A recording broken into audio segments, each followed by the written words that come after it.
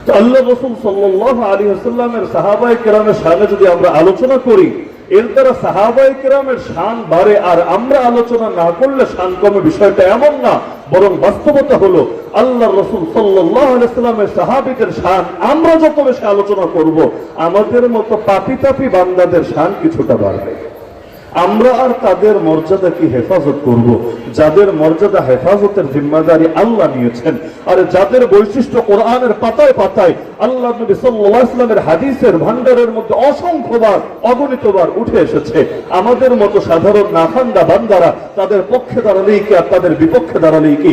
বাস্তবতা হলো আমরা আর আজমতে সাহাবার কিসের হেফাজত করব?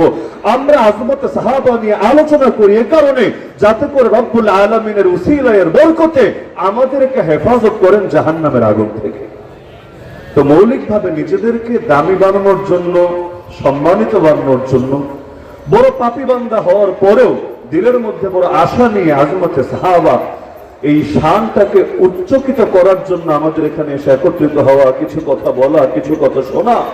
কারণ আমাদের সম্বলিত এটা। আল্লাহ রাসূল সাল্লাল্লাহু আলাইহি ওয়াসাল্লামকে এসে এক সাহাবী জিজ্ঞেস করলেন, ইয়া রাসূলুল্লাহ মাতা সাআ, হে আল্লাহর রাসূল কিয়ামত কবে হবে? আল্লাহ নবী বললেন, আচ্ছা কিয়ামত কবে হবে তুমি এটা জানতে চাচ্ছ? আগে তুমি বলো না, ওমা আ'দাদতা লাহা, কিয়ামতের জন্য কি তৈয়ারি তুমি করেছো, কি প্রস্তুতি তুমি গ্রহণ করেছো, আগে তুমি এটা বলো, তারপর তোমার এই কথার জবাবে আমি আসছি যে কিয়ামত কবে হবে। সেই সাহাবী সরল স্বীকারোক্তি দিলেন, যেহেতু তাদের মধ্যে লৌকিকতা কাজ করতো না, কৃত্রিমতা কাজ করতো না, বাইরে একরূপ ভেতরে একরূপ এই মনোভাব কাজ করতো না, আকাল্লুহুম তাকাল্লুফা, এজন্য বাস্তব কথাই তিনি বলে দিলেন, ইয়া রাসূলুল্লাহ বাস্তবতা হলো ওমা আ'দাতু লাহা কাসীরা সিয়ামিন ওয়ালা সালাতিন ওয়ালা সাদাকা ওয়ালাকিন্নী উহিব্বুল্লাহ ওয়া রাসূলা, কিয়ামতের জন্য আমি অনেক নামাজ, অনেক রোজা, অনেক দান সদকা, এগুলোর কোনো তৈয়ারি কিছুই করতে পারি নাই, কিন্তু আমার একটা মাত্র সম্বল আছে, আমি মহব্বত করি আল্লাহকে আর মহব্বত করি রাসূলকে সাল্লাল্লাহু আলাইহি ওয়াসাল্লাম। আল্লাহ রাসূল সাল্লাল্লাহু আলাইহি ওয়াসাল্লাম তার থেকে কথা শুনে বললেন, আনতা মা মান আহবাবতা, তুমি যাদেরকে ভালোবাসো তাদেরই তুমি সঙ্গী হবা। সাহাবী আনাস রাদিয়াল্লাহু আনহু, আল্লাহ নবীর সেই শিশু খাদেম, তিনি বলেন যে আল্লাহর নবীর থেকে হাদিস তো অনেকে শুনেছি, কিন্তু এই হাদিসটা আমরা যেদিন শুনেছি জীবনে সবচাইতে বেশি খুশি হয়েছি। কারণ আমরা সাহাবারা, আমাদের অন্য আমল কারো কম কারো বেশি হতে পারে, কিন্তু একটা সম্বল আমাদের সকলের আছে, আমাদের দিলে আছে আল্লাহর মহব্বত, আমাদের দিলে আছে রাসূলুল্লাহ সাল্লাল্লাহু আলাইহি ওয়াসাল্লামের মহব্বত। আর নবী তো জানিয়ে দিয়েছেন, যার সঙ্গে যার মহব্বত তার সঙ্গে তার আখিরাত। তো সুতরাং এটা নিয়েই, এই পথে নিয়ে আমি আশাবাদী আল্লাহ রাব্বুল আলামিন আমাদেরকে মাফ করে দিবেন। তো সুতরাং এই আজমতে সাহাবা, এই ব্যানারটাকে মহব্বত করা মূলত এজন্য যে আল্লাহ রাব্বুল আলামিন নিজে যাদের উপর খুশি হয়ে গিয়েছেন, রাদিয়াল্লাহু আনহুম ওয়া রাদু আন, আল্লাহর রাসূল নিজে যাদের উপর সন্তুষ্টি প্রকাশ করে গিয়েছেন। আর যদি তাদেরকে ভালোবাসার কারণে কিয়ামতের দিন আল্লাহ আমার মতো পাপীকে মাফ করে তাদের সঙ্গে মিলিত করে দেয়, তাদের সঙ্গে আমার হাসর নসর করে দেয়, জিন্দেগিতে আর কি লাগে? আমাদেরও দেখানোর মতো না নামাজ আছে না রোজা আছে, কারণ জীবনে এমন 2 রাকাত নামাজও পড়তে পারি নাই, যেই 2 রাকাত নামাজের ব্যাপারে আমি বলবো যে আল্লাহ রাসূল যেভাবে নামাজ পড়তেন আমার নামাজের কোয়ালিটিও সেম টু সেম আছে। আরে আমার নামাজের কথা বাদ দেন, এক সিজদা তো সারা জীবন ভরে এমন দিতে পারলাম না যে সিজদার ব্যাপারে অন্তত আশা করব আল্লাহ অন্তত এই সিজদাকে কবুল করবেন, তা আমার আছেই কি? তো অন্য কিছু থাক বা না থাক, সেই সাহাবীর মতো আমরাও বলি, ওয়ালাকিন্না নুহিব্বুল্লাহ ওয়া রাসূলহু ওয়া আসহাব রাসূলিহি সাল্লাল্লাহু আলাইহি ওয়াসাল্লাম, আমরা ভালোবাসি আল্লাহকে, ভালোবাসি রাসূলকে, ভালোবাসি আল্লাহ রাসূলের সাহাবীদেরকে। আপনি বলতে পারেন রাসূলকে ভালোবাসেন বুঝলাম, আল্লাহকে ভালোবাসেন বুঝলাম, সাহাবীদের ভালোবাসাকে এর সঙ্গে কেন মিলাচ্ছেন? আরে ভাই, সাহাবী যার ইচ্ছা সেই হতে পারে এমন না, সাহাবী নিজের থেকে কেউ হয় না। আরে সাহাবী তো এমন এক কপাল, আল্লাহ যাকে কবুল করেন একমাত্র তার নবীর সাহাবী হিসাবে তাকে কবুল করে নেন। আব্দুল্লাহ বিন মাসউদ রাদিয়াল্লাহু আনহুর হাদিস মুসনাদে আহমদে বর্ণিত হয়েছে, আরো অনেক কিতাবের মধ্যে এসেছে। তিনি বলেন, ইন্নাল্লাহা নাযারা ফি কুলুবিল ইবাদ, আল্লাহ সমস্ত বান্দার অন্তরের দিকে নজর দিলেন দুনিয়াতে পাঠানোর আগে। সেই রূহে যখন সব ছিল, রূহ ওই অবস্থায় আল্লাহ সবার অন্তরে নজর দিলেন। নজর দেওয়ার পরে ফাওয়াজাদা কলবা মুহাম্মাদিন সাল্লাল্লাহু আলাইহি ওয়াসাল্লাম খায়রা কুলুবিল ইবাদ, আল্লাহ তখন দেখলেন যত বান্দা আছে আদম আলাইহিস সালাম থেকে শুরু করে কিয়ামত পর্যন্ত যত বান্দা আসবে তাদের সবার কলবের চাইতে শ্রেষ্ঠ যার কলব তার নাম মুহাম্মদুর রাসূলুল্লাহ সাল্লাল্লাহু আলাইহি ওয়াসাল্লাম। তো আল্লাহ এটা দেখার পরে ফাসতাফাহু লিনাফসিহি ফাবতাআসাহু বিরিসালাতিহি, বর্ণনা শব্দ আল্লাহ তাআলা নিজের জন্য সেই কলবটাকে নির্বাচন করলেন, এরপর তার বার্তা, তার রিসালাত, তার নবুয়ত দিয়ে তাকে জমিনের মধ্যে প্রেরণ করলেন। দ্বিতীয় ধাপে এরপর আল্লাহ নজর দিলেন সুম্মা নাযারা ফি কুলুবিল ইবাদি বাদা কলবি মুহাম্মাদিন সাল্লাল্লাহু আলাইহি ওয়াসাল্লাম। আল্লাহ রাসূলের কলবকে নির্বাচন করার পর বাকি যত বান্দা আছে দুনিয়ার বুকে সকলের কলবের দিকে নজর দিলেন। নজর দেওয়ার পরে আল্লাহ তাআলা কি পেলেন সেখানে? ফাওয়াজাদা কুলুব আসহাবিহি খায়রা কুলুবিল ইবাদ। তখন আল্লাহ যত বান্দা আছে সব বান্দার চাইতে শ্রেষ্ঠ হিসেবে পেলেন নবীর সাহাবীদের কলবকে। ফাজআলাহু মুযারাআ নবিয়িহি, তখন আল্লাহ তাদেরকে তার নবীর সহযোগী বানিয়ে দিলেন। ইউকাতিলুন আলা দীনিহি, যারা নবীর দ্বীনকে হেফাজতের জন্য নবীর দ্বীনের উপর প্রতিষ্ঠিত থেকে বাতিলের বিরুদ্ধে লড়াই করে। কারণ ফয়সালা দেন রাসূল আর ফিল্ডে বাস্তবায়ন করেন তারা। যেমন আল্লাহ রাসূল সাল্লাল্লাহু আলাইহি ওয়াসাল্লাম আল্লাহর কাছে চাইলেন আল্লাহুম্মা আইজ্জাল ইসলাম বিহাব্বি হাযাইনির রাজুলাইনি ইলাইক। আয় আল্লাহ, দুইটা মানুষ, একজনের নাম ওমর, বাপের নাম খাত্তাব, ওমর ইবনুল খাত্তাব, আরেকজন হলো আমর, বাপের নাম হিশাম, আমর বিন হিশাম তথা আবু জাহাল। আয় আল্লাহ, এই দুইটা ব্যক্তির মধ্যে যে তোমার কাছে বেশি প্রিয় তার দ্বারা তুমি ইসলামকে শক্তিশালী করো, ইসলামকে বিজয়ী করো, ইসলামকে তুমি ইজ্জত দান করো। আল্লাহ রাসূল আল্লাহর কাছে চাইলেন কিসের জন্য? ইসলামকে বিজয়ী করার জন্য, শক্তিশালী করার জন্য, ইসলামের ইজ্জতের জন্য। আল্লাহ তাআলা দুইজনের মধ্যে ওমর ইবনুল খাত্তাব রাদিয়াল্লাহু আনহুর ব্যাপারে এই দোয়াকে কবুল করলেন। নিজের থেকে তিনি হেদায়েত গ্রহণে আগ্রহী ছিলেন বিষয়টা তো এমন না, উল্টো বের হয়েছিলেন। আল্লাহ রাসূল সাল্লাল্লাহু আলাইহি ওয়াসাল্লামের কল্লা কেটে সেটাকে মুশরিকদের সামনে এনে হাজির করবেন, কিন্তু নবীর দোয়া তো তার ব্যাপারে আগেই কবুল হয়ে আছে। বের হয়েছেন নবীর কল্লা কাটবেন বলে, কিন্তু এমন ভাবে আল্লাহ তাকে কবুল করেছেন। আল্লাহ রাসূল সাল্লাল্লাহু আলাইহি ওয়াসাল্লাম বলেন লাউ কানা বা'দি নবিয়্যুন লাকানা ওমর, আমার পরে যদি কেউ নবী হতো সেই নবী হতো ওমর। এমনকি আল্লাহ রাসূল তাকে ডেকে পর্যন্ত বলেছেন ইয়া ইহান ইবনুল খাত্তাব ফাওয়াল্লাযী নাফসু মুহাম্মাদিন বিয়াদি, হে ইবনুল খাত্তাব তুমি শোনো, ওই সত্তার কসম খেয়ে বলছি যার হাতে মুহাম্মাদের প্রাণ, তুমি যে রাস্তা দিয়ে চলো শয়তান পারে না ওই রাস্তা দিয়ে চলতে, বরঞ্চ তোমাকে এক রাস্তা দিয়ে চলতে দেখলে সেই রাস্তা ছেড়ে শয়তান অন্য রাস্তা ধরে। এমনকি আল্লাহ রাসূল সাল্লাল্লাহু আলাইহি ওয়াসাল্লাম তাকে ঘোষণা করেছেন মুহাদ্দিস।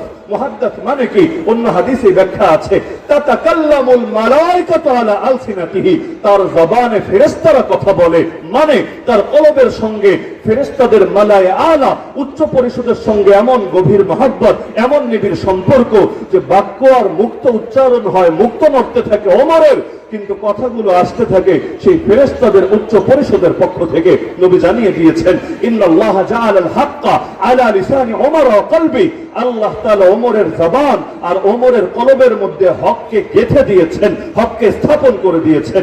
এজন্য শাহ ওলিউল্লাহ মুহাদ্দিস দেহলভী আলাইহির রাহমাহ তিনি লেখেন আল্লাহ যে কোরআনে ওয়াদা দিয়েছেন হুয়াল্লাযী আরসালা রাসূলাহু বিল হুদা ওয়া দীনিল হক লিইয়ুযহিরাহু আলা দ্বীনি কুল্লি, তিনি সেই রব যিনি তার রাসূলকে পাঠিয়েছেন হেদায়েত দিয়ে আর দ্বীন হক দিয়ে। উদ্দেশ্য হলো সেই রাসূল জমিনের বুকে ইসলামকে বিজয় করবেন, আল্লাহর দ্বীনকে বিজয় করবেন বাকি সকল দ্বীনের উপরে। তিনি বলেন এই আয়াতের আমলি তাফসীর হলো ওমর। আল্লাহ এই ওমরের হাতে সেই পারস্যের বুকেও ইসলামকে সমুন্নত করেছেন, সেই রোমের বুকেও ইসলামকে সমুন্নত করেছেন। আল্লাহ তার নবীকে যে ওয়াদা দিয়েছেন সেই ওয়াদা তার মাধ্যমে বাস্তবায়িত করেছেন। তাহলে আল্লাহ রাসূল সাল্লাল্লাহু আলাইহি ওয়াসাল্লামের সাহাবীরা তার সহযোগী, ফাজআলাহুম মুযারাআ নবিয়িহি ইউকাতিলুনা আলা দীনিহি।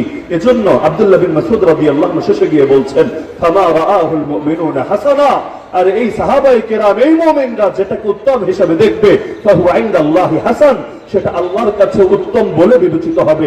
ওমা রাআউ সাইয়্যা, আর তারা যেটাকে মন্দ হিসাবে দেখবে ফাহুয়া ইনদাল্লাহি সাইয়্যি, সেটা আল্লাহর কাছেও মন্দ বলেই সাব্যস্ত হবে। তো সাহাবী কাকে বলে?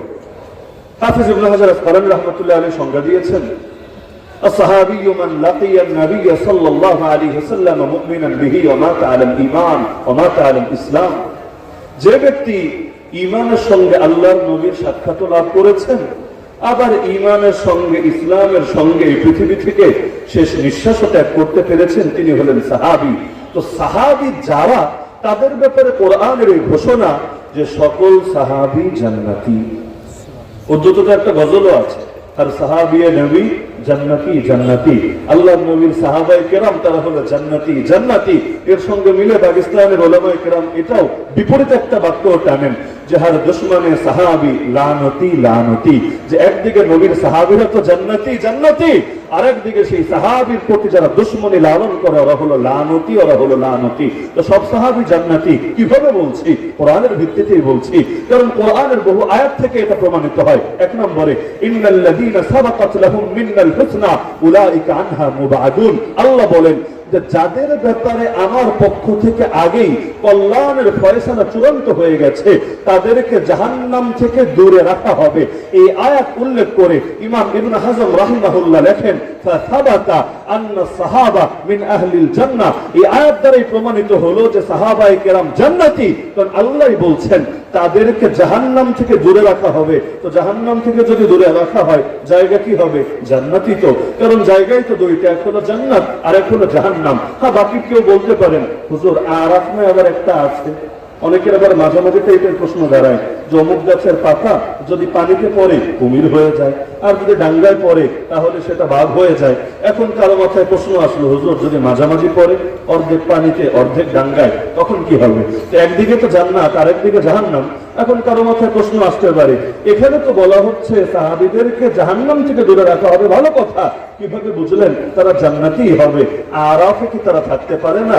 না, কারণ আরাফ কোন স্থায়ী জায়গার নামই না, আরাফ একটা সাময়িক জায়গা।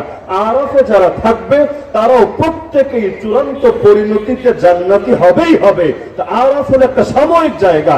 যাদের ঈমানের নূর আমলের নূর কম হওয়ার কারণে প্রথম ধাপেই সিরাতে মুস্তাকিম অতিক্রম করতে পারবে না, কারণ সিরাতে মুস্তাকিম অতিক্রম করবেন কি দিয়ে?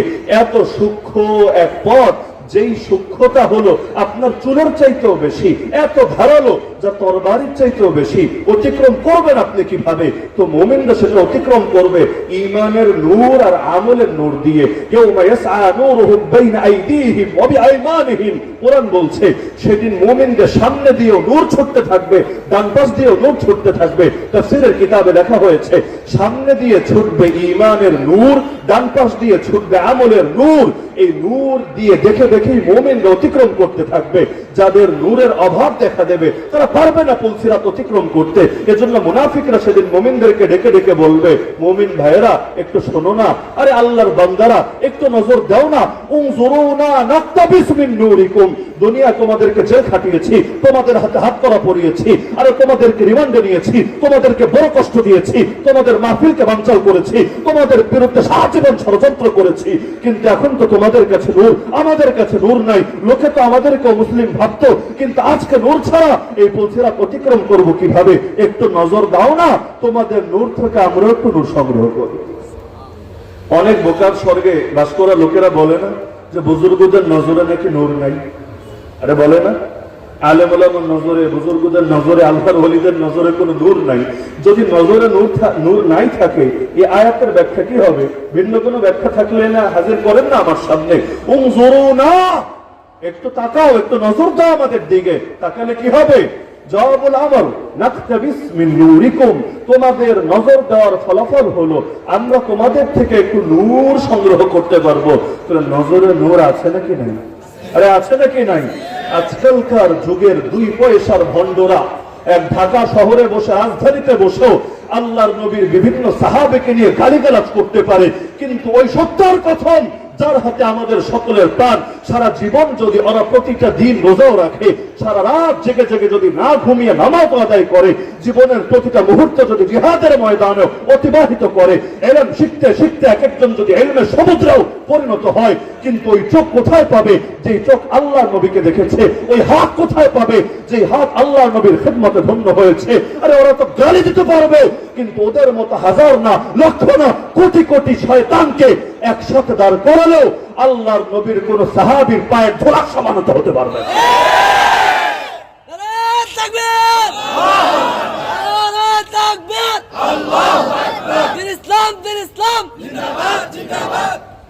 এজন্য জিজ্ঞাসা করা হয়েছিল না ইমাম আব্দুল্লাহ বিন মুবারক রাহমাতুল্লাহ আলাইহি যে ওমর বিন আব্দুল আজিজ উত্তম নাকি মুআবিয়া রাদিয়াল্লাহু আনহু উত্তম?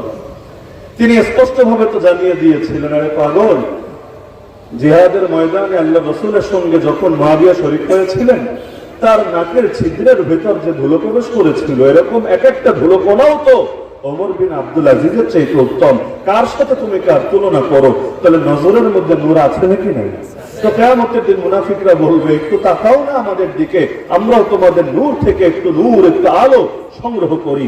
কিন্তু আল্লাহ তাআলা যেহেতু নিষিদ্ধ করে দিবেন, এক পর্যায়ে তাদের মধ্যে আর মুমিনদের মধ্যে পর্দা পড়ে যাবে, এমন এক পর্দা যার ভেতরের দিকে থাকবে রহমত, বাইরের দিকে থাকবে আযাব। তাহলে যে প্রসঙ্গে বলছিলাম যে আরাফ কোন স্থায়ী জায়গার নাম না, স্থায়ী জায়গা দুইটা, এক হলো জাহান্নাম, এক হলো জান্নাত। তো আল্লাহর কোরআনই সাক্ষী যে সাহাবায়ে কেরামকে জাহান্নাম থেকে দূরে রাখা হবে, তার মানে তারা কোথায় যাবে? আরে কোথায় যাবে? জান্নাতে। দ্বিতীয় আয়াত কোরআন জানিয়ে দিচ্ছে, ওয়াকুল্লাউ ওয়া'আদাল্লাহুল হুসনা। আল্লাহ সবার ব্যাপারে, সবাই মানে কারা? আল্লাহ প্রথমে দুইটা ভাগ করলেন, যে একদল যারা মক্কা বিজয়ের পূর্বে ঈমান এনেছে, জিহাদ করেছে, দান সদকা করেছে, আর আরেক দল যারা মক্কা বিজয়ের পরে, অষ্টম হিজরিতে যে মক্কা বিজয় হলো, এই মক্কা বিজয়ের পরে ঈমান এনেছে, দান সদকা করেছে, আল্লাহ তাআলার পথে জিহাদ করেছে। আল্লাহ বললেন উভয় দল সমান হবে না। যারা মক্কা বিজয়ের আগে দুর্দিনে ঈমান এনেছে, তাদের ঈমানের দাম বেশি হবে, কারণ সুদিনে লোকের অভাব হয় না, দুর্দিনে লোক খুঁজে পাওয়া যায় না, কিন্তু দুর্দিনে যারা পাশে থাকে তারাই হলো খাঁটি বান্দা। এজন্য বাংলায় বলে না, বিপদে বন্ধুর পরিচয়। যদি বর্তমানে দুনিয়ার বুকে ইসলামের খেলাফত থাকতো, আমরা প্রত্যেকে পূর্ণাঙ্গ ইসলামের শাসন পেতাম, ইসলামী বিচার পেতাম, ওই সময়ের পরিস্থিতি আর বর্তমান পরিস্থিতি যে এক না, এটা তো সবাই বুঝে। আমাদেরকে অনেকে মাঝে মধ্যে বোঝায় যে পরিস্থিতি যেহেতু এখন ভালো না, আপাতত একটু নরম নরম কথা বললেও তো চলে, পরিস্থিতি যখন ভালো হবে তখন নয়তো ভেতরে যত গরম আছে সব গরম বের করলেন, সমস্যার কিছু হবে না। আপাতত একটু গোলালো হয়ে চললে হয় না, একটু হেকমত টেকমত করে চললে হয় না, সবার সঙ্গে একটু মিলেমিশে মিল মহব্বতের সঙ্গে থাকলে হয় না, আশিকে রাসূল দুশমনে রাসূল সব মিলিয়ে একসঙ্গে জগা খিচুড়ি পাকালে হয় না। আমার জবাব থেকে একটা সহজ জবাব হলো, পরিস্থিতি যদি ঠিকই হয়ে যায় তখন বললেই কি না বললেই কি, সব তো এমনি ঠিক আছে। আর যখন পরিস্থিতি ঠিক নাই, ওই সময় তো বলতে হবে। সব নবীরা কখন দাওয়াত দিয়েছেন? সুদিনে দাওয়াত দিয়েছেন, আর দুর্দিনে মুখ বন্ধ রেখেছেন এমন তো না। দুর্দিনে দাওয়াত দিয়েছেন বলেই তো সুদিন এসেছে, দুর্দিনে জিহাদের ময়দানে অটল এবং অবিচল থেকেছেন বলেই তো জমিন সুদিন দেখতে পেয়েছে। সবাই যদি স্বপ্ন দেখে খালিদ বিন ওয়ালিদ হবে, আরে খালিদ বিন ওয়ালিদরা তৈরি হয়েছে যে জামানায়, ওই জামানা আসার জন্য অসংখ্য বেলাল, সুহাইব, আম্মার, ইয়াসির, খুবাইব, খাব্বাব, সুমাইয়া রাদিয়াল্লাহু আনহুম ওয়া আনহুন্না আজমাইনকে রক্ত ঝরাতে হয়েছে। তো সবাই যদি বসে বসে খালি খালিদ বিন ওয়ালিদ হওয়ার স্বপ্নই দেখে, বেলাল হওয়ার স্বপ্ন দেখবে কে? উভয় হালতের জন্যই তো তৈরি থাকতে হবে যে আল্লাহ তোমার দ্বীনের জন্য উভয়টার ক্ষেত্রেই আমি রাজি। ইউকাতিলুনা ফি সাবিলিল্লাহ ফায়াকতুলুনা ওয়া ইউকতালুন। তোমার দ্বীনের জন্য যদি জালেমের বুকে আঘাত হানতে হয়, এতেও আমি রাজি। আর যদি আমার বুকটা জালেমের বুলেটের বৃষ্টির সামনে পেতে দিতে হয়, এক্ষেত্রেও আমি রাজি। তাহলে আল্লাহর কোরআন বলে দিচ্ছে যে যদিও উভয় দল সাহাবী সমান না স্তরগত বিবেচনায়, তবে উভয় দলের অন্তর্ভুক্ত সাহাবীদেরকে আল্লাহ কল্যাণের ওয়াদা দিয়েছেন। এমন কল্যাণ, যেই কল্যাণের নাম তাফসীরের কিতাব খুললেই দেখবেন হিয়াল জান্নাহ, সেটা হলো জান্নাত। তাহলে আল্লাহ যদি তাদেরকে জান্নাতের ওয়াদা দেন, আল্লাহ কি ওয়াদা ভঙ্গ করেন না ওয়াদা বাস্তবায়ন করেন? আমি যদি কিয়ামত পর্যন্ত টাইম দেই, তবুও কোন মৌলভী জিন্দেগিতে এটা প্রমাণ করতে পারবে না এই যে ব্যাপক ঘোষণাগুলো, এই ঘোষণা থেকে আল্লাহর নবীর একজন সাহাবীও বাইরে আছে। সাহাবী সংগ্রামে আগে দিয়ে এসেছি, সাহাবী মানেই হলো ওই মহান ব্যক্তিত্ব যিনি আল্লাহর নবীর সাক্ষাৎ পেয়েছেন ঈমানদার অবস্থায়। সাক্ষাৎ পেয়েছেন বলেছি, দেখেছেন বলি নাই। কেন? অন্ধ সাহাবী হলে এই চোখ দিয়ে হয়তো দেখেন নাই, দেখতে সক্ষম হন নাই, তাতে কি? দিলের চোখ দিয়ে তো অনুভব করতে পেরেছেন, বাস এতেই চলবে। তো নবীর সাক্ষাৎ লাভ করেছেন ঈমানের সঙ্গে, আর পৃথিবী থেকে শেষ নিঃশ্বাস ত্যাগ করেছেন ঈমানের উপরে, ইসলামের উপরে। মাঝখানে যদি কেউ কোনো কারণে ইসলাম থেকে বের হয়ে যান, আবার পরবর্তীতে যদি ঈমান কবুল করে ঈমানের উপর শেষ নিঃশ্বাস ত্যাগ করেন, তবুও এই সংজ্ঞা থেকে এটাই স্পষ্ট তারাও সাহাবী এই সংজ্ঞার অন্তর্ভুক্ত। তো সাহাবী যাদেরকে বলা হয় তারা সকলেই আয়াতগুলোর অন্তর্ভুক্ত। তো সকলে যদি অন্তর্ভুক্ত হয়, আমির মুয়াবিয়া অন্তর্ভুক্ত না, খলিফা ওসমান রাদিয়াল্লাহু আনহু অন্তর্ভুক্ত না, আবু বকর ওমর রাদিয়াল্লাহু আনহু অন্তর্ভুক্ত না, আম্মা জান আয়েশা রাদিয়াল্লাহু আনহা যিনি গোটা জমিনের সব মানুষের মধ্যে আল্লাহর নবীর কাছে সবচেয়ে বেশি প্রিয়, তো তিনি কি অন্তর্ভুক্ত না? যদি অন্তর্ভুক্ত হন, তাহলে যেই মানুষগুলোর ঈমানের উপর শেষ নিঃশ্বাস ত্যাগ করতে পারবে এর গ্যারান্টি নাই, তারা কোন মুখে এই মহান ব্যক্তিত্বদের সমালোচনা করে? দরকার তো ছিল। এক আবু তালেব মুশরিক হওয়া সত্ত্বেও যে চ্যালেঞ্জ ছুড়ে দিয়েছিল গোটা কুরাইশকে, যে শোন কুরাইশ, আমি মুশরিক হতে পারি, লেকিন যতদিন পর্যন্ত আমি জিন্দা আছি, হাত্তা ওয়াসসালা ফি তুরাবি দাফিনা, যতদিন পর্যন্ত মাটির বুকে আমার শেষ সমাহিত না হয়, আমাকে দাফন করে মাটির বুকে শেষবারের মতো শুয়ে দেওয়া না হয়, ততদিন পর্যন্ত মুহাম্মদকে মারা তো দূরের কথা, তোরা মুহাম্মদের কাছ পর্যন্তই পৌঁছতে পারবি না, তার কোনো ক্ষতি করতে পারবি না। এক অমুসলিম নেতা হয়েও যদি আল্লাহর নবীর মহব্বতে হুঙ্কার ছুটতে পারে, তাহলে আমাদেরকে দরকার ছিল যে নবীকে ভালোবাসে, সে নবীর ভালোবাসার দাবিতেই সাহাবীকে ভালোবাসে, যেমন যে আল্লাহকে ভালোবাসে, আল্লাহকে ভালোবাসার দাবিতেই নবীকে ভালোবাসে।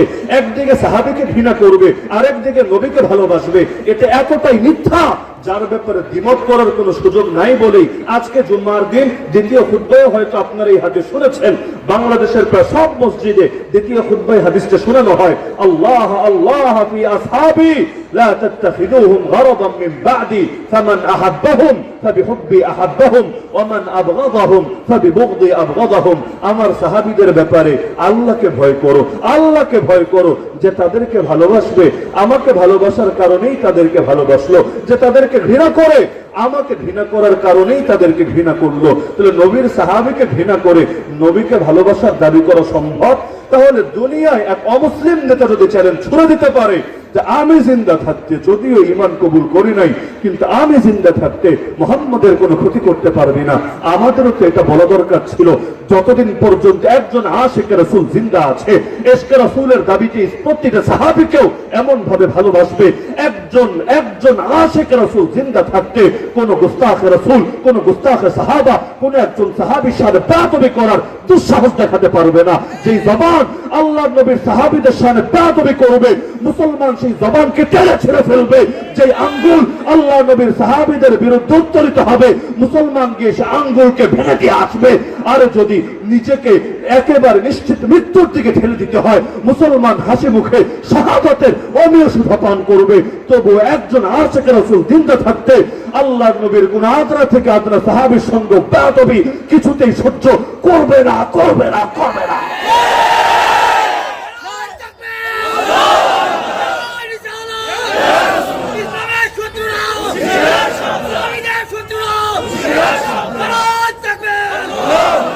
সব ব্যাপারে কে আপোষ চলে নাকি? তোমার নেতাকে গালি দিলে তো তুমি আপোষ করো না, তোমার নেত্রীকে নিয়ে কিছু বললে তো তুমি আপোষ করো না, আর নবীর সাহাবীদেরকে নিয়ে গালি দেবে আর আমাদেরকে আপোষকামিতার সবক দিবা, আল্লাহর কসম এটা কিছুতেই মেনে নেওয়া হবে না। সমাধান একটাই, তোমরাও যদি নিরাপদ থাকতে চাও, আমাদেরকেও যদি শান্তিতে ঘুমাতে দিতে চাও, তাহলে সমাধান হলো তোমরা বেয়াদবি ছেড়ে দাও। কিন্তু তোমার জিহ্বার যদি কন্ট্রোল না থাকে, পয়েন্ট বুঝেন, তোমার জিহ্বা যদি অবাধ স্বাধীনতা ভোগ করে, অবাধ স্বাধীনতা মানে কি?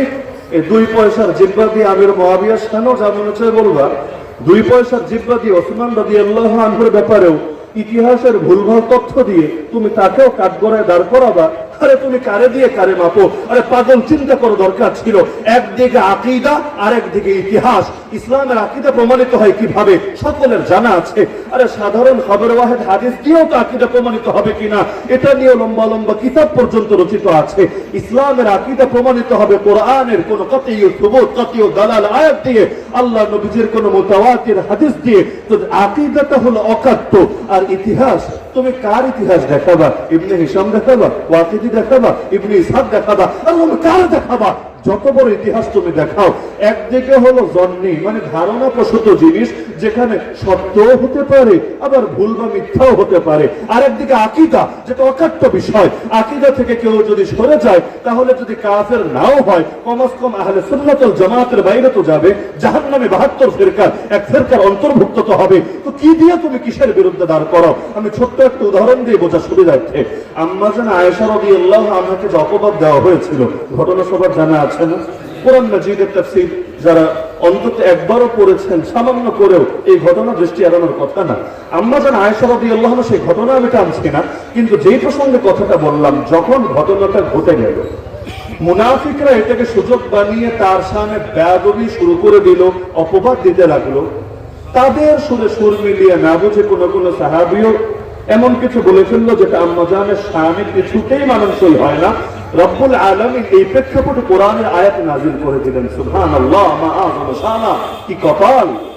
রব্বুল আলামিন নিজে তার চরিত্রে সার্টিফিকেট দিয়ে দিচ্ছেন কোরআনের আয়াতে, যেটা পড়তে সকলে বাধ্য থাকবে কিয়ামত পর্যন্ত। যত মানুষ এই জমিনের মুখে আসবে, চেয়ারম্যান সার্টিফিকেট না, মন্ত্রীর দেওয়া সার্টিফিকেট না, এমপি বা প্রাইম মিনিস্টারের দেওয়া সার্টিফিকেট না, ডাইরেক্ট রব্বুল আলামিনের দেওয়া সার্টিফিকেট। সার্টিফিকেট দিলেন কোন বাক্য বলে? আল্লাহ বলছেন, ওয়ালাউলা ইদ সামি'তুমুহু কুলতুম মা ইয়াকুনু লানা আন নাতাকাল্লামা বিহাযা সুবহানাক সুবহানাক সুবহানাকা হাযা বুহতানুন আযীম। আরে যখন তোরা এই কথা শুনলি, আম্মা জানের শানে অপবাদ যখন তোদের কানে এলো, সঙ্গে সঙ্গে কেন বললি না? জবাব দে, কেন বললি না যে আমাদের মতো পাপীদের মুখ দিয়ে এ জাতীয় কথা বলা শোভা পায় না? আল্লাহ, আপনি বড় পবিত্র, নিঃসন্দেহে এটা বড় জঘন্য অপবাদ। বলবেন অনুবাদ তো বুঝলাম, তবে এটার সাথে আপনার দাবির সম্পর্ক, দাবির সম্পর্ক, মাহাল্লি ইস্তেশফাটা, এটাই হলো আজকের পুরো আলোচনার খোলাসা বের হয়ে আসবে এখানে।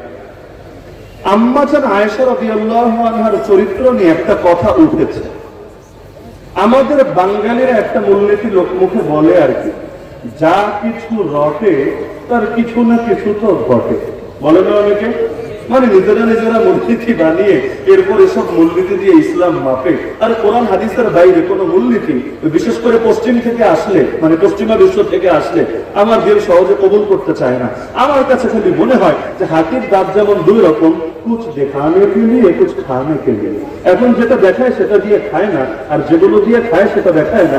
ওদের মূলনীতিগুলো আমার কাছে এরকম লাগে আর কি। যেমন প্রথমে আপনাকে শিখাবে ইসলাম সাম্যের ধর্ম, ইসলাম শান্তির ধর্ম। কথা তো সত্য, ইসলাম অবশ্যই সাম্যের ধর্ম, ইসলাম অবশ্যই শান্তির ধর্ম, কিন্তু দুদিন পর আপনাকে ভিন্ন একটা দাঁত বের করে দেখাবে, দেখ ইসলাম তো সাম্যের ধর্ম, কিন্তু বাপ যদি মারা যায়, এক ছেলে আর এক মেয়ে রেখে যায়, দেখ এখানে কিন্তু সাম্য ঠিক থাকে না। তাহলে এটা মনে হয় ইসলামের বিধান না, এটা মনে হয় মোল্লা মুন্সিরা নিজেদের থেকে বানিয়ে নিয়েছে। তাহলে আগে আপনার ভেতরে অকাট্য মূলনীতি বসিয়েছে যে ইসলাম সাম্যের ধর্ম, আর এরপর আপনাকে ইসলামের বিধানের ব্যাপারে সন্দেহগ্রস্ত করে ফেলছে। তো এখন আপনার ভেতরে প্রশ্ন আসতে পারে যে আম্মা জান আয়েশা রাদিয়াল্লাহু আনহার শানে একটা কথা উঠেছে, তাহলে মুসলমানের উচিত তো নিউট্রাল পজিশনে থাকা। নিউট্রাল বুঝুন তো, যে আমি এদিকেও নাই আমি ওদিকেও নাই, বাংলাদেশের গোলালুদের মতো, যে আমি এদিকেও নাই আমি ওদিকেই নাই, নিরবতাই মুক্তি, নিরবতাই শান্তি, আমরা কোনো দলাদলিতে নাই। আমি একটা জিনিস লক্ষ্য করেছি, যারা বলে আমরা কোনো দলাদলিতে নেই, ওরা সবচাইতে বেশি দলাদলিতে আছে। কিন্তু হলো কাপুরুষ, এজন্য হকের পক্ষে সুস্পষ্ট অবস্থান নিতে পারে না, যে বাতিলকে সঙ্গে নিয়ে চলার চেষ্টা করে। আরে বাতিলকে সঙ্গে নিয়ে চলার নাম আল্লাহর কসম কিছুতেই ঐক্যের দাবি হতে পারে না। আরে কোনটা ঐক্য কোনটা বিভক্তি এটা আগে বোঝো। ইসলামী ঐক্য, দ্বীনি ঐক্য, সাহাবায়ে কেরামের ঐক্য, আর এর বিপরীত যারা কথা বলবে সেটা হলো অনৈক্য। তো এখন ঐক্যের দাবি মানে এটা না যে ইসলাম কিছুটা ছাড়ো, দ্বীন কিছুটা ছাড়ো, কোরআন কিছুটা ছাড়ো, আজমতে সাহাবা কিছুটা ছাড়ো, আর এরপর বাতিলের সঙ্গে সামান্য কিছু জগাখিচুড়ি হয়ে যাও, ব্যাস তাহলে ঐক্য কায়েম হবে না। রে ভাই, ঐক্য মানে হলো সবাই হককে আঁকড়ে ধরো, এটার নাম ঐক্য। ওয়াতাসিমু বিহাবলিল্লাহি জামিআ ওয়ালা তাফাররাকু, সবাই মিলে যদি আল্লাহর রশিকে অর্থাৎ দ্বীন আর শরিয়ত আর কোরআনকে আঁকড়ে ধরে, তাহলে আর কোনো বিভক্তি থাকবে না, সবাই ঐক্যবদ্ধ হবে। ঐক্যের নামে আজকাল যারা আমাদেরকে গোলালু বানাতে চায়, আসলে ঐক্য চায় না, ওরা দেশের মধ্যে দুনিয়ার মধ্যে শয়তানি এজেন্ডা বাস্তবায়ন করতে চায়। যেমন পশ্চিমারা এখন আর আমাদেরকে ডাইরেক্ট হিন্দু খ্রিস্টান হতে বলেন, আগে বলতো। এখন একদলটা চেষ্টা করে লুকিয়ে লুকিয়ে, তাও শহরে নগরে না, পার্বত্য এলাকায়, না হলে উত্তরবঙ্গে, না হলে দক্ষিণবঙ্গে চিপায় চাপায় গিয়ে। আর আমাদেরকে কি বানানোর চেষ্টা করে জানেন? সেকুলার। সেকুলার মানে কি?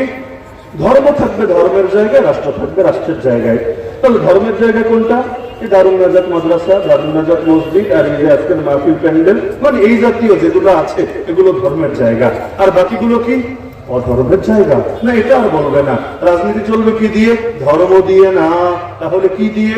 এটা আর বলবে না। ধর্মের বিপরীতে তো অধর্ম। যেখানে ধর্ম টানবে না সেখানে তো অধর্ম আপনা আপনি চলে আসবে। আলো যদি না জ্বালায় অন্ধকারকে ইনভাইট করতে হবে না, অন্ধকার আপনা আপনি এনে হাজির হবে। আরে বাতিলরাই রাজধানীতে বসে নবীর সাহাবীদের সামনে বেয়াদবি কিভাবে করে বোঝেন না? আজমতে সাহাবার সৈনিকরা এখনো ঘুমিয়ে আছে বলেই তো ওরা এই সুযোগটা পাচ্ছে। আজমতে সাহাবার সৈনিকরা আজ যদি হুঙ্কার দিয়ে জেগে ওঠে, আরে আজমতে সাহাবার দুশমনরা ওরা তো পালানোর জায়গা খুঁজে পাবে না। জিন্দাবাদ জিন্দাবাদ জিন্দাবাদ জিন্দাবাদ জিন্দাবাদ জিন্দাবাদ জিন্দাবাদ। আজকের মাহফিলের প্রধান অতিথি আমাদের উস্তাদুল্লাহ, আমাদের সকলের মুরব্বী হযরত আল্লাহ হযরত মাওলানা খোরশেদ আহমদ কাসেম হাফিজাহুল্লাহ হুজুর চলে এসেছেন। আমি আলোচনা দীর্ঘ করব না। যে প্রসঙ্গে বলছিলাম যে আম্মা জান আয়েশার সামনে যে কথা উঠলো, আল্লাহ বললেন যে যখন কথা উঠলো শোনা মাত্রই কেন বললা না? এটা মিথ্যা, এটা অপবাদ। আমাদের মুখ দিয়ে এ কথা বলা সাজে না। এবার আপনি আমাকে প্রশ্ন করেন যে হুজুর, এটা যে মিথ্যা এর পক্ষেও তথ্য নাই, এটা যে সত্য এর পক্ষেও তো তথ্য নাই, মাঝামাঝি থাকে। এমন কিছু বলার দরকার নেই যেটা নিয়ে পস্তাতে হবে। মনে করেন আজমতে সাহাবা একটা মাহফিল হচ্ছে, ডেমরার কেউ বসে চিন্তা করলো আজমতে সাহাবা ডেমরার মাহফিল হচ্ছে, আমি এটার পক্ষেও না বলি বিপক্ষেও না বলি। কারণ দুদিন পর আবার আজমতে সাহাবা নিয়ে বলার কারণে না জানি আমার মাইন্ডটা চেপে পড়া লাগে। এর চাইতে আপাতত চুপ থাকি, দেখি ভবিষ্যতে কি হয়। যদি তাদের সদিন চলে আসে তারপর আমরা লাভবাহিক বলে ফিল্ডে নেমে আসবো, এমন চিন্তা মনে হয় কাজ করে না। কি আপনাদের কি ধারণা কাজ করে না? করে।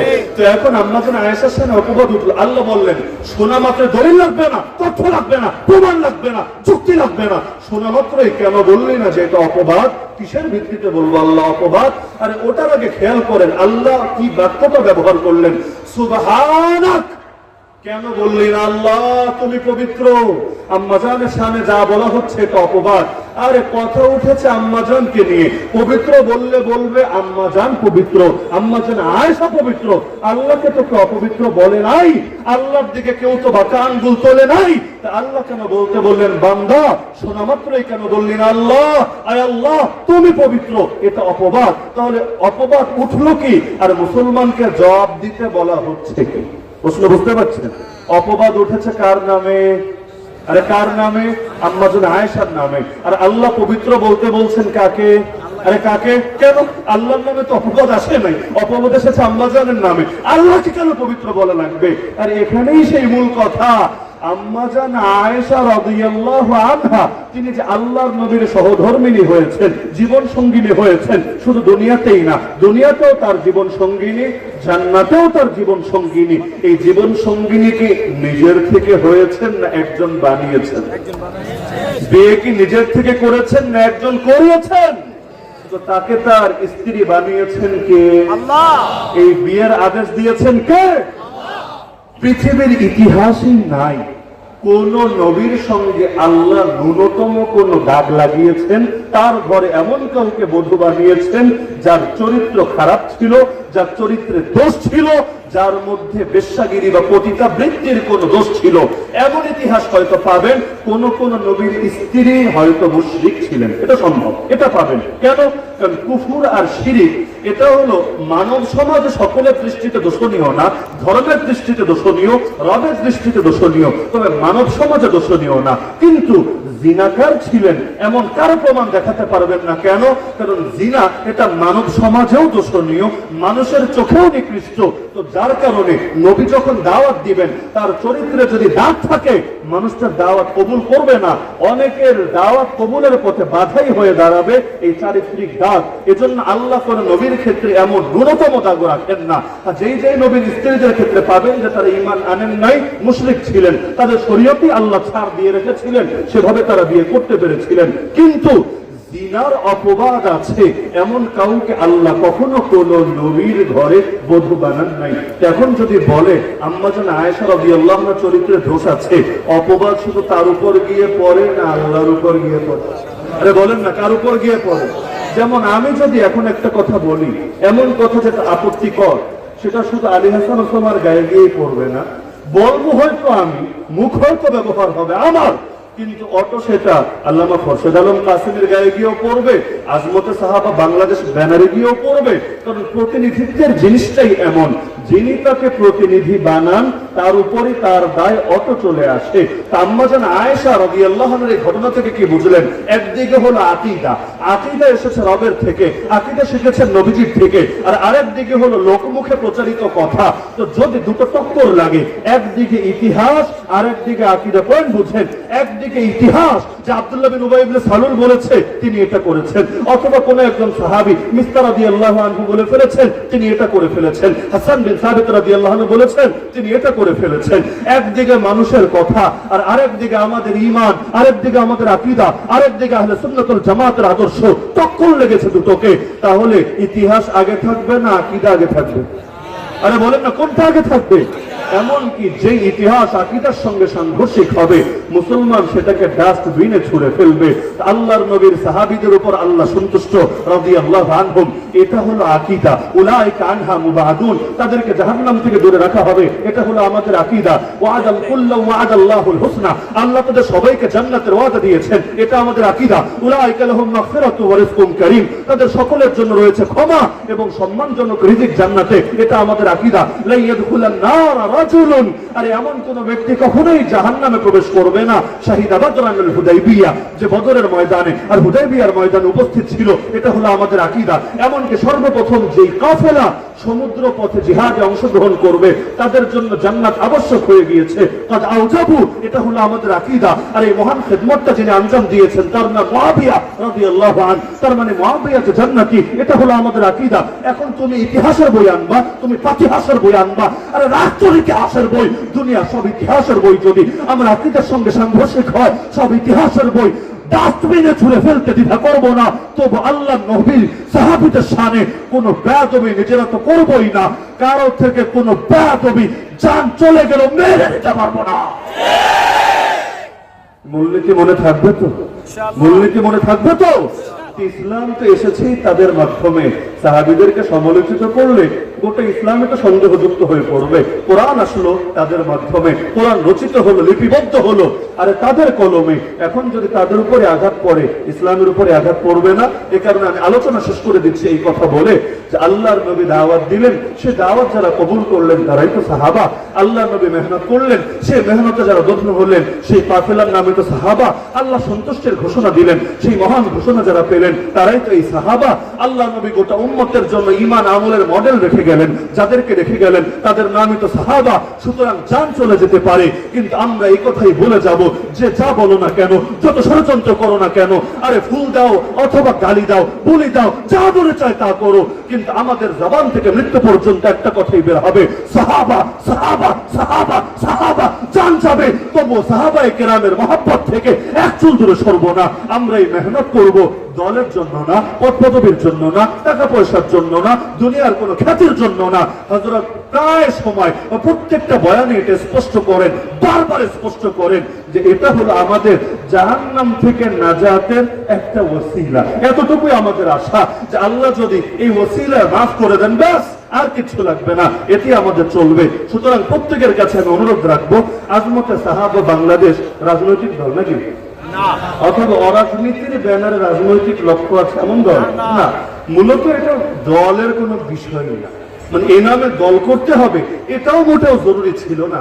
যতদিন রোগ আসে না ততদিন আলাদা করে ওষুধের ফিকিরও করা লাগে না, কিন্তু যখন রোগ আসে তখন ওষুধের ফিকিরও করা লাগে। তো সাহাবায়ে কেরামের দুশমনরা ঐক্যবদ্ধ হয়ে তাদের সামনে হামলে পড়েছে। এখন যদি আমরা একজন দুজন জবাব দিতে দাঁড়াই কিচ্ছু হবে না, কারণ আঘাত আসে যেভাবে, জবাবও দিতে হয় সেভাবে। তো ওরা সংঘবদ্ধ হয়ে যদি সাহাবায়ে কেরামের সামনে আঘাত আনতে পারে, আমরা সংঘবদ্ধ হয়ে ওদের দাঁত ভাঙা জবাব দিতে পারবো না, ইনশাআল্লাহ দিতে পারবো না। তা আমিও মনে করি এবং প্রত্যেকের প্রতি এটা আশাও রাখি যে আমরা আজমতে সাহাবার খেদমত করব, জাহান্নাম থেকে মুক্তির আশায়, জান্নাত লাভের আশায়, আর দাওয়াতটা দিয়ে যাই। আজকে তো হলো আপনাদের কত তারিখ? 12 জুলাই। আগামী 3 আগস্ট হযরত দাওয়াত দিবেন, আমি দিয়ে দিচ্ছি আমার পক্ষ থেকে। আগামী 3 আগস্ট আপনাদের কাছেই রমনায় ইঞ্জিনিয়ার্স ইনস্টিটিউশন, নাম শুনেছেন তো সবাই? ইঞ্জিনিয়ার্স ইনস্টিটিউশনে জাতীয় আজমতে সাহাবা কনফারেন্স হবে মুহররম মাসের 27 তারিখ, 3 আগস্ট সকাল 9টা থেকে জোহর পর্যন্ত। আমি আশা রাখি ডেমরা জোন থেকে কমাস কম 313 জন, বেশি হোক দিয়ে সমস্যা নেই, কমাস কম 313 জন শরীক হবে সেই মহান পাক ইনশাআল্লাহ। বলবেন কেন সেখানে শরীক না হলে সাহাবায়ে কেরামের মহব্বতের দাবি পূরণ হবে না? না রে ভাই, সাহাবা বিদ্বেষীরা গত মাসের 18 জিলহজ সম্ভবত 25 জুন ঢাকার বুকে প্রেস ক্লাবে বসে গোটা জাতির কলিজায় পর্যন্ত আঘাত করে বসেছে। তো সাহাবা বিদ্বেষীরা আজকে আমি আসার পথে দেখেছি ওই যে শিয়ারা কত ধরনের কত জঘন্য কাজ ঢাকার মুখে শুরু করে দিয়েছে। তো সাহাবা বিদ্বেষীরা যদি প্রকাশ্যে সংঘবদ্ধ হয়ে কাজ করে, আমরা লুকিয়ে লুকিয়ে তেলাপোকার মতো জবাব দিলে চলবে না। আমরা সাহাবায়ে কেরামের বিদ্বেষীদের প্রতি একটা বার্তা দিতে চাই যে এই জমিন শুধু তোদের একার না রে, এই জমিন হলো তাদের যারা সাহাবায়ে কেরামকে ভালোবাসে। আর আলো আসলে অন্ধকার পালাবেই পালাবে। তোরা ভাবিস না এতদিন তোদেরকে কেউ কিছু বলে নাই বলে আগামী কেউ বলবে না, অবশ্যই বলবে। জান দেওয়া লাগলে জান দিবে, তবুও তোদেরকে সাহাবা বিদ্বেষের সুযোগ কিছু দেবে না। তো আমি আশা রাখতে পারি তো যে কমাস কম 313 ডেমরা জমে 313 এটা কোনো সংখ্যাই নেই, কিন্তু 313 জন কমাস কম, আমি সর্বনিম্ন বললাম, সর্বোচ্চ যদি হুনাইনের মতো 10,000 হয় অথবা এর চাইতে বেশি কোনো ময়দানে যেমন লাখ হয়ে গিয়েছে এরকম হয়, আপত্তির কিছু নাই। তবে 313 জন থাকবেন তো ইনশাআল্লাহ। সবাইকে তৌফিক দান করুন। আল্লাহ তাআলা আমাদেরকে মৃত্যু পর্যন্ত সাহাবায়ে কেরামের মহব্বত অন্তরে ধারণ করে তাদের মহব্বত নিয়ে দুনিয়া থেকে শেষ নিঃশ্বাস ত্যাগ করে তৌফিক দান করুন। আমিন।